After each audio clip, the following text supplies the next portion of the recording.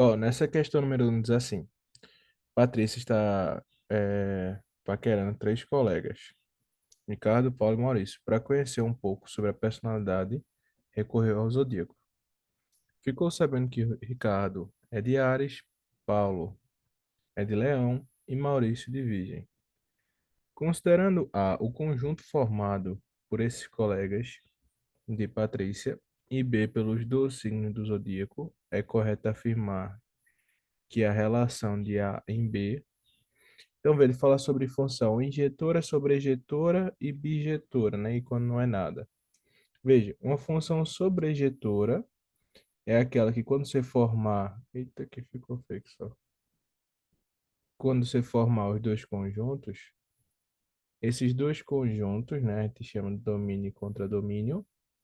Então, o domínio é de onde vai partir as flechas, né? Seria o nosso X, né?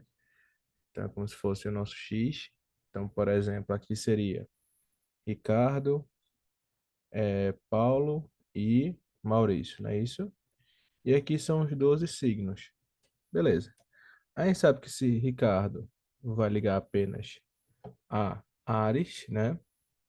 Pedro vai se ligar a Leão e Maurício a Virgem. Então, dos 12, se associaram apenas a 3. Então, beleza. Uma função sobrejetora, ela vai ter a característica de não poder sobrar nenhum elemento que não vai estar associado. Como assim?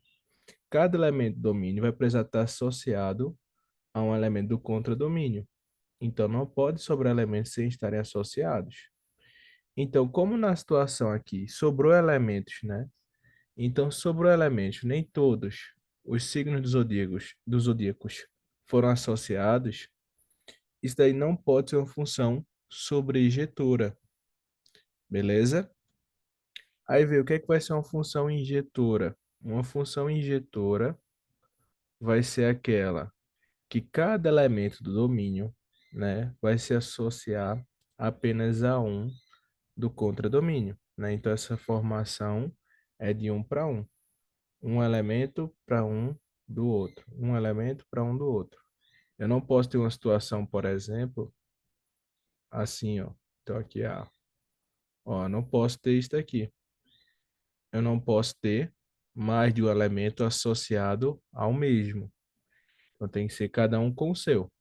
Então essa é a característica de uma função injetora. Se sobrar ou não, não é a questão da injetora. Então, na situação que a gente tem, ela seria uma função injetora. Cada elemento se associa apenas a um, não é isso? E aí a gente tem o que a gente chama de função bijetora.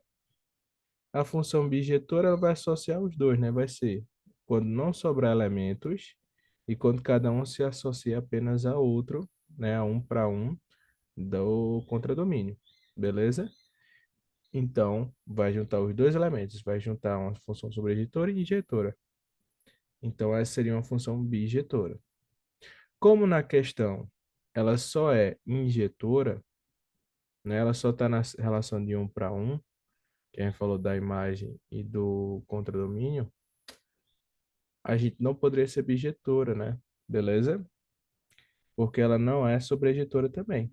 Então, o gabarito dela seria somente uma função injetora, beleza? Então, é quando a gente classifica quanto a ser um sobreeditor, injetor ou objetora, né?